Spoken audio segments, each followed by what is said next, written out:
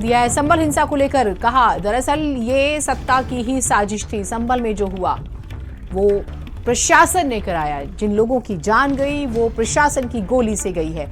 जाति के आधार पर अफसर कार्रवाई कर रहे हैं, अफसरों पर कार्रवाई हो रही है, अफसरों के माध्यम से वहां पर माहौल खराब कराया गया।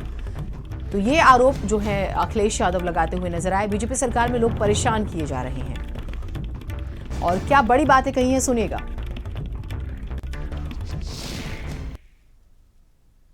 ये भारतीय जनता पार्टी के लोग जो सरकार में बैठे हैं,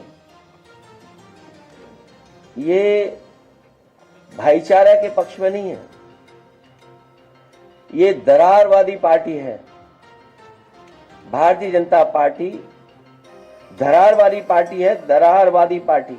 जो कुछ ये हुआ है घटना, ये पूरी घटना सरकार ने कराई है, अधिकारियों के माध्यम से कराई है। जिन लोगों की जान गई है, ये दंगा नहीं है, ये प्रशासन की गोली से गई है जान। गोली अगर कहीं से चली है तो प्रशासन ने चलाई है। ये भारतीय जनता पार्टी के लोग। तो अखिलेश यादव को आपने सुना, बेहद ही महत्वपूर्ण बातें वो करते हुए नजर आ रहे थे और बीजेपी पर साफ तौर पर उन्होंने आरोप लगाया है और कई मुद्दों पर आरोप लगाया है। संभल की हिंसा जिसमें वो कुछ बड़ी बातें कहते नजर आए, अफसरों की मिलीभगत का जिक्र हुआ, उसके बाद टारगेट कैसे किया जा रहा है, कास्टिज्म की बात करते हैं वो जाति के आधार पर, और दरारवादी पार्टी कह देते हैं। और आप जानते हैं 24 नवंबर को जो हिंसा हुई थी और जिन लोगों की मौत हुई थी उसमें अखिलेश यादव ने सीधा आरोप लगाया है, कोई किंतु परंतु ना करते हुए, कि इसमें अधिकारी शामिल है, सत्ता के इशारे पर हुई है। अच्छा, गौवंश को लेकर भी आप जानते हैं बीजेपी की जो पॉलिटिक्स है गौकशी को लेकर, तो उसमें भी एक नेता लगातार आरोप लगा रहे हैं और भारत कैसे बीफ बड़ा एक्सपोर्टर बनता जा रहा है, तो उसको भी लेके कहते हैं कि क्यों नहीं इस तरफ भी ध्यान दिया जा रहा है। और बीजेपी प्रवक्ता राकेश त्रिपाठी जी हमारे साथ जुड़े हुए हैं। राकेश जी, आपने अखिलेश यादव को सुना होगा, बहुत महत्वपूर्ण आरोप बातें भी कही और कुछ गंभीर आरोप भी लगाए हैं। सबसे पहले तो संभल में जो हुआ वो सत्ता की साजिश और अफसर शामिल लोगों की मौत हुई प्रशासन की गोली से। देखिए, संभल की घटना को लेकर के अखिलेश यादव लगातार गैर जिम्मेदाराना बयान देने का काम कर रहे हैं।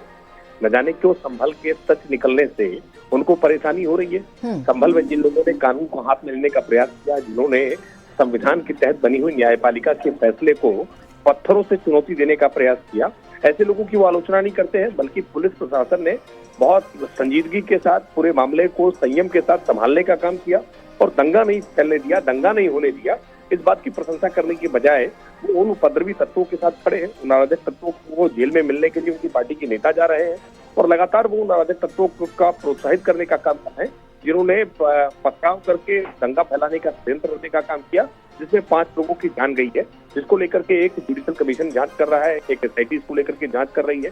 लेकिन अखिलेश यादव न जाने क्यों आरोपियों को बचाना चाहते हैं, उन अराजक तत्वों के साथ खड़े होना चाहते हैं। जवाब ले लेते हैं आपकी बात का। अनुराग भदौरिया जी, क्यों बचाना चाहते हैं? आपने सुना होगा अपने मित्र राकेश जी को। देखो, मैं सरकार को एकदम नहीं बचाना चाहता हूँ। सरकार, आप बहुत जल्दी देखिएगा, जो सरकार की जिस तरह की सरकार कार्रवाई करती है और जिस तरह की सरकार निर्दोषों की सरकार में मौत हो रही है, तो इसको क्या कहेंगे आप? और अपनी नाकामी छुपाने के लिए इसके उसके ऊपर डालते हैं। 4 बच्चों की मौत हो गई और सरकार की नाकामी की वजह से मौत हुई है। ये किससे छुपा हुआ है? और इसके पहले क्या कासगंज में नहीं हुई? रामगोपाल मिश्रा जी की मौत नहीं हुई? सॉरी, बहराइच में रामगोपाल मिश्रा जी की मौत नहीं हुई? वो कैसे हो गई? वो भी तो ऐसे ही हुई थी सरकार की नाकामी की वजह से। तो यहाँ लगातार बच्चों की मौतें हो रही हैं, जिनकी उम्र 19 साल से 23 साल 24 साल तक के बच्चे हैं ये, और सरकार की नाकामी की वजह से लगातार उनकी मौतें हो रही। तो सरकार जिम्मेदारी नहीं लेगी और अपनी जिम्मेदारी से बचने के लिए धर्म की राजनीति का सहारा लेती है। ये ठीक नहीं। धर्म आस्था का विषय है, राजनीतिक विषय नहीं है। राजनीति करनी है तो आप कीजिए ना, विकास की राजनीति कीजिए। यहाँ पे किस तरह से लोगों के पैरों पे खड़े करना है, कैसे यहाँ महंगाई कम हो, कैसे बेरोजगारी दूर हो, कैसे इंफ्रास्ट्रक्चर डेवलपमेंट हो, कैसे मेडिकल कॉलेज बने, कैसे यूनिवर्सिटीज बने, कैसे यहाँ पे लोगों को राहत मिले, उसकी कीजिए ना। ठीक है, कैसे महिलाएं आप रहिए हमारे साथ में। राकेश जी, पे- अखिलेश यादव ने एक और बहुत महत्वपूर्ण बात कही। देखिए, गौकशी का मुद्दा और आपकी पार्टी के एक नेता का स्टेटमेंट बहुत चर्चा में है कि 50,000 जो है गौवंश उनको किस तरह से दूसरे देशों में भेजा जा रहा है। मैं स्पेसिफिक वो वर्ड्स नहीं यूज करना चाहती, सेंटिमेंट्स ना हर्ट हो किसी के।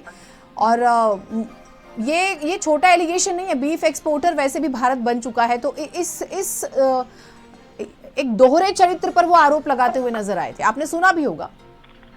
देखिए, अखिलेश यादव जी के शासनकाल में किस तरह से अवैध स्लॉटर हाउस उत्तर प्रदेश में चल रहे थे और एक बड़ी इकोनॉमी इसकी पैरेलल किस तरह से चल रही थी सरकार के अतिरिक्त, ये उत्तर प्रदेश जानता है। और हमने चुनाव से पूर्व 2017 के चुनाव से पूर्व जो बात कही थी कि सरकार बनते ही 24 घंटे के भीतर अवैध स्लॉटर हाउस पर ताला लगवाने का काम करेंगे, और निश्चित तौर पर वो हमने करके दिखाया है। और जिसके कारण से रोज अखिलेश यादव जी छुट्टा जानवरों की समस्या को उठाते रहे। ये छुट्टा जानवर पहले छुट्टा नहीं रहा करते थे, क्योंकि ये सब अवैध स्लॉटर हाउस में चले जाते, अवैध स्लॉटर हाउस में कट जाया करते थे।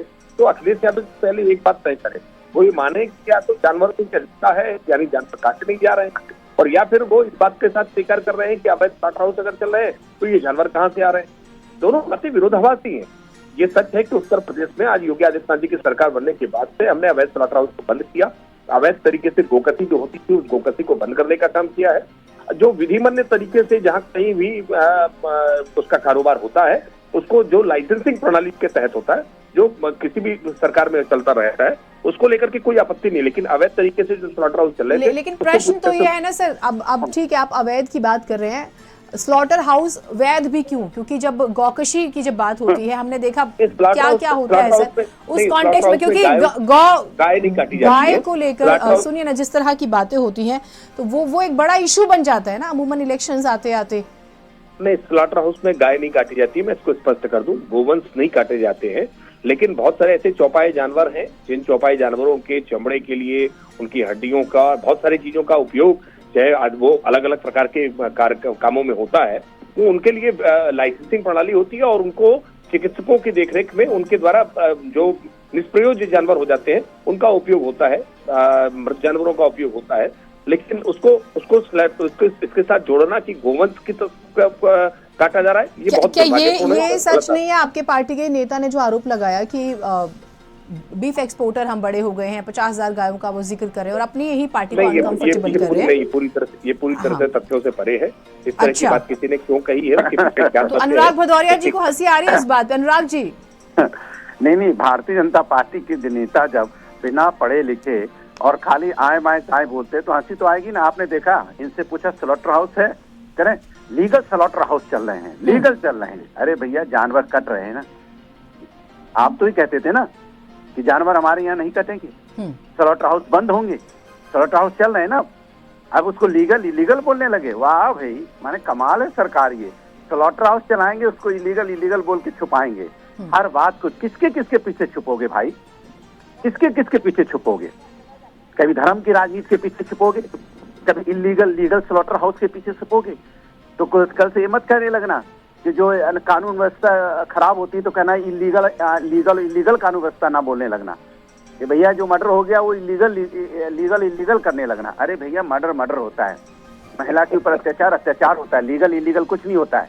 और इस पे आपको कमाल। आप दोनों रहिएगा और बातचीत करेंगे। भ्रष्टाचार का मुद्दा भी बहुत महत्वपूर्ण रहा, और क्योंकि अखिलेश यादव ये कहते नजर आए कि दरअसल या तो पीडीए के नेताओं के साथ गलत व्यवहार होता है या फिर भयंकर भ्रष्टाचार, और दोनों दो तराजू हैं, इनको बैलेंस करने की कोशिश होती है, कभी किसी का पलड़ा नीचे, कभी किसी का ऊपर। सुनिए जरा क्या कहा अखिलेश यादव ने। इस सरकार ने करप्शन की सब सीमाएं तोड़